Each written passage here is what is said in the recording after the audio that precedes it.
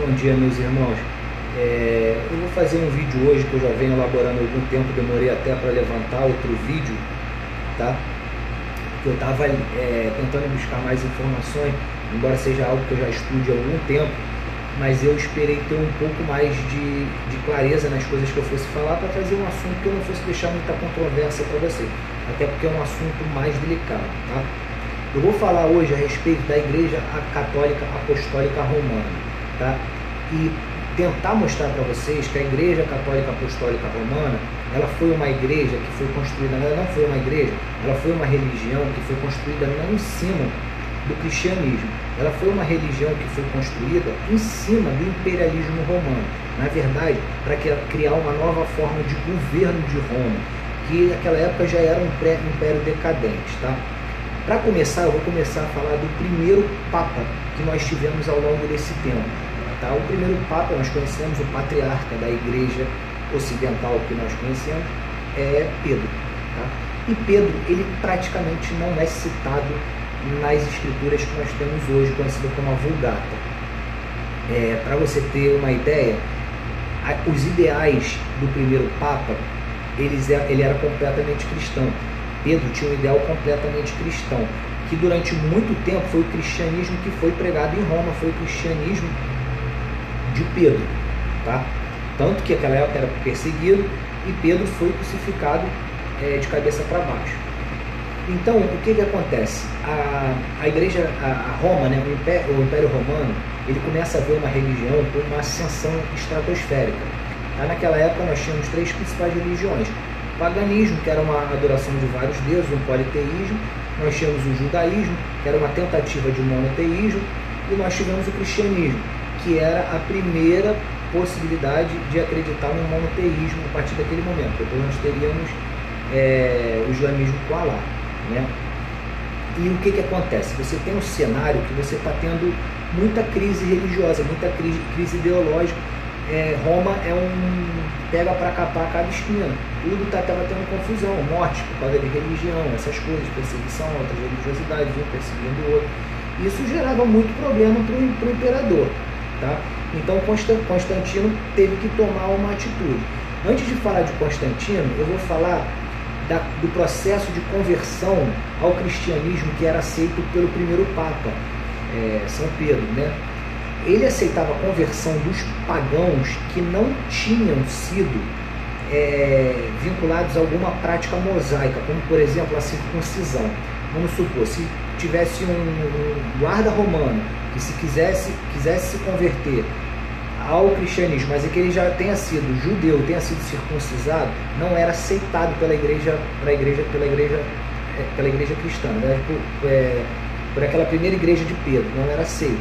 Até pelo quadro que nós tínhamos naquela época, era um quadro antissemita, realmente, isso não vem aos dias de hoje, mas naquela época era um quadro antissemita, até porque muitos dos discípulos saíram com a impressão de que os judeus realmente mataram Jesus Cristo. Na verdade, eles não alegavam aquilo devido à continuidade dos fatos que deveriam ser daquela forma. Não, eles realmente alegavam a culpa aos judeus, tá? Tanto que há muita isenção do Império Romano nisso. Na verdade, o Império Romano só executou as leis. Na verdade, era o executor das leis. Mas quem pediu foram os judeus naquela época. Isso criou aquele pensamento antissemita. Então, isso gerava muito problema. Porque o que acontecia? Nós tínhamos essa divisão religiosa, gerando muito problema para Roma.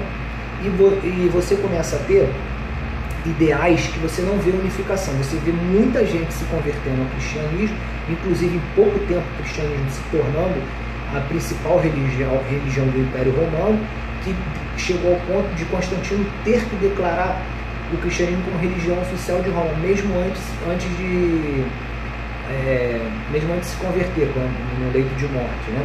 Ele já era um admirador do cristianismo. Então ele convoca vários papas, vários bispos de todos os lugares e faz o primeiro concílio, o concílio de Nicéia, né? Nesse concílio eles começaram a tratar um dos primeiros fatores, que era um fator de divisão entre os cristãos, que era a divindade de Jesus, se ele realmente era Deus, se ele era o Filho de Deus, se ele era o Pai, Filho e Espírito Santo, o que era aquilo que ele falava. Então houve a necessidade. Daí se redige um documento que hoje nós conhecemos como Credo, né? Que é o Creio em Deus Pai Todo-Poderoso. A partir daí se unifica a Santíssima Trindade. Jesus Cristo passa a ser Deus. Até hoje há essa divergência em todos os cristãos, tá?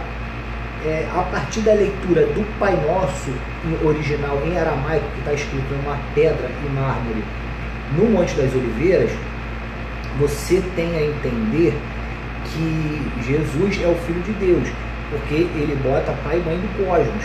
Então ele te mostra que ele é o Filho de Deus que está aqui, que veio enviado para ensinar aquela forma de amar. Tá? Então naquele momento você tinha também muitos judeus se convertendo ao cristianismo, mas que não era aceito ao cristianismo. Na verdade, eles viravam cristãos, mas os cristãos não aceitavam de serem cristãos. Então teve essa grande necessidade de se criar uma seleção do que seria parte da leitura dos cristãos, o que faria parte do dia a dia, dos livros dos cristãos. Então começaram a se escolher alguns livros. Tá? Naquela época tinha um judeu muito conhecido na Bíblia, que foi Paulo. Paulo não foi apóstolo de Jesus. Paulo não conviveu com Jesus vivo. Paulo, durante muito tempo, foi perseguidor dos cristãos. Tá? Então, mas aí a igreja inventou uma história, mas eu vou fazer depois um vídeo sobre isso para explicar direitinho. Tá? Nós tivemos ali uma das concepções que a igreja armou essa forma, tá? Já se preparando para perder o império político para Constantinopla, que na verdade para o Império Otomano, que depois foi tomar Constantinopla. Ele deveria ter essa unificação do império político com o império religioso. Por isso que primeiro o império religioso vai para Roma e a capital política permanece em Constantinopla. Tá? Depois eles unificam, vem a capital política, ela vem para Roma e fica unificada. Aí tem a queda do Império Romano, você passa a ter só a igreja, ou seja, o Império Romano fica transvestido de igreja católica. Na verdade, a igreja católica ela é uma forma do Império Romano se manter sobrevivendo sobre uma nova nomenclatura, que não era mais império, era a igreja. Surgiu uma oportunidade maravilhosa. Então, a partir dali, eles conseguiram difundir a ideia deles do cristianismo que eles formaram. Como assim? Eles primeiro criaram um livro que se unificavam duas culturas, a cultura hebraica e o cristianismo, que na verdade eles não se encaixavam. O cristianismo e a cultura hebraica elas não se encaixavam, até porque o nome, se nós formos olhar, Novo Testamento, ele não existe. Tá? Esse nome Novo Testamento ele foi inventado por Roma. O nome verdadeiro vem do hebraico Brit Hadasha, que significa restauração da aliança. Ou seja, houve uma nova aliança, teve uma nova aliança ali. Então, a partir dali, os homens passaram a ver a aliança com Deus de uma nova forma. Tá? Esse foi o grande interesse. Durante muito tempo esqueceu esse nome. Então, nós tivemos aí todo o interesse político de Roma, tá? Que difundiu uma imagem diferente, uma imagem que eles queriam para poder manipular.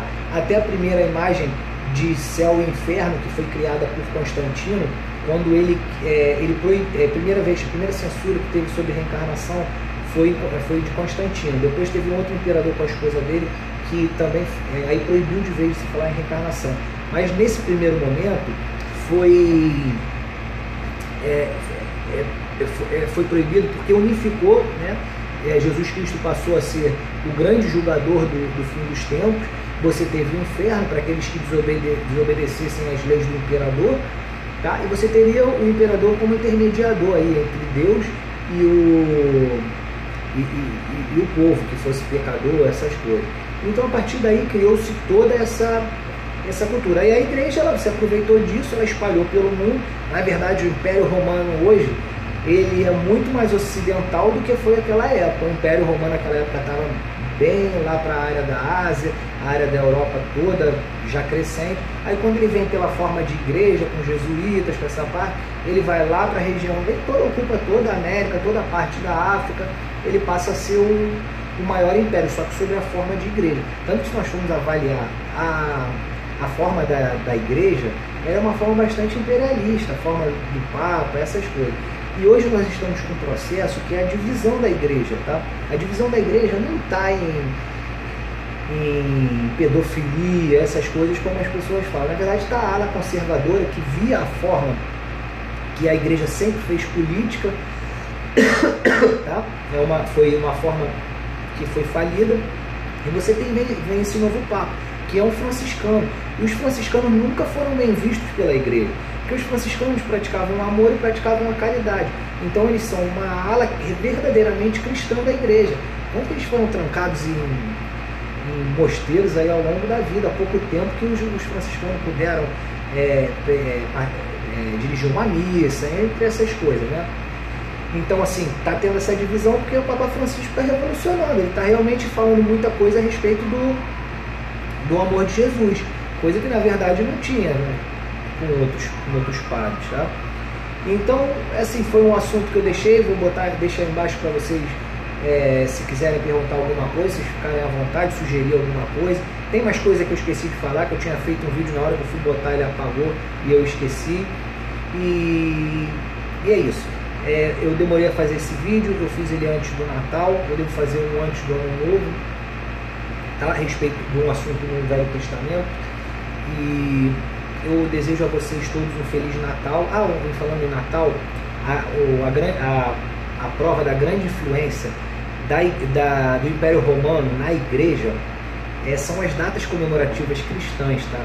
Porque, por exemplo, Roma era de cultura pagã. Então, por exemplo, você tinha adoração a deuses que tinha sol, vamos botar de Deus Sol porque a gente sabe que não é, mas você tinha uma certa adoração ao sol.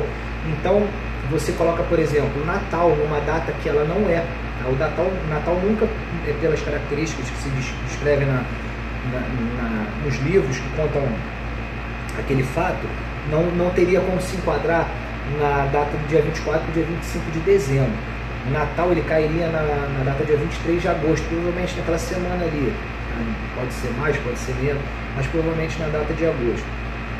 Mas só que para associar a cultura pagã, para conquistar mais fiéis do paganismo para o cristianismo, foram feitas várias dessas associações. E também para conquistar muitos judeus. A cultura cristã foi também feita muita adaptação, inclusive começar o livro com o Velho Testamento, tá? Porque isso era contrário aos apóstolos, eles eram contra qualquer vínculo ao Velho Testamento, à Torá, tá? Então fica isso aí, é diferente da nossa religião, dos judeus, dos pagãos, dos ateus, dos cristãos, dos islâmicos. Também, se nós formos parar para ver, tem muita mensagem bonita ali no Alcorão. Todos nós somos irmãos perante o Criador, que fique muito claro isso quando nós formos pensar em criticar a religião do nosso amigo. Nós vamos aqui, na verdade eu não estou fazendo uma crítica, eu estou fazendo uma análise geopolítica religiosa. Quando nós vamos pensar em criticar nosso amigo, vamos pensar sempre nas coisas boas que aquilo ofereceu. Por mais erros que tiverem uma religião, nós vamos pensar nas coisas boas que aquela religião está fazendo, talvez para uma pessoa, talvez naquele momento foi essencial para ela. Então, vamos tentar semear o amor, porque nós estamos num momento que o amor deve prevalecer, tá? E Jesus Cristo, ele veio com uma mensagem de amor muito simples, mas que doeu muito naquela época, que era muito violenta, tá? Que é amar ao próximo como a si mesmo, perdoar 70 vezes 7, entre outras, que aquilo era contra princípios que foram ao longo dos anos condenando ímpios, condenando os pecadores. Na verdade, Deus ama a todos. Deus ama tanto mais pecador quanto menos pecador, quanto santo, quanto aquele que cometeu mais pecado nessa dimensão aqui. Então nós temos aí, eu vou falar de igreja, eu não estou falando da igreja estruturada que a gente conhece. Quando eu vou dizer essa frase, a igreja não é uma escola de santos, a igreja é um hospital de doentes. Eu estou dizendo que Cristo, tá? Cristo não é uma escola de santos. Cristo é um hospital de doentes. Cristo veio para curar tudo, cuidar de todas as feridas, tá? Vocês fiquem na paz do Senhor, que o Criador sempre abençoe vocês. Tenham um Feliz Natal. Se eu não conseguir gravar o vídeo, Feliz Ano Novo, e que Deus esteja sempre convosco.